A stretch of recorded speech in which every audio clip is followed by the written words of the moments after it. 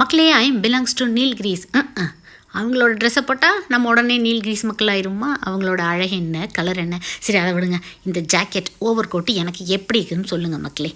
Pure காட்டனில் acrylic உள் வச்சு ஹேண்ட் எம்ப்ராய்டரி பண்ணி கொடுத்துருக்காங்க. அவ்வளோ கம்ஃபர்ட்டாக வார்மாக சூப்பராக இருக்குங்க. நான் 3 months பேக் ஷார்ட்ஸ் போட்டிருந்தேன். ஊட்டி போனேன் என் ஃப்ரெண்ட்ஸோட.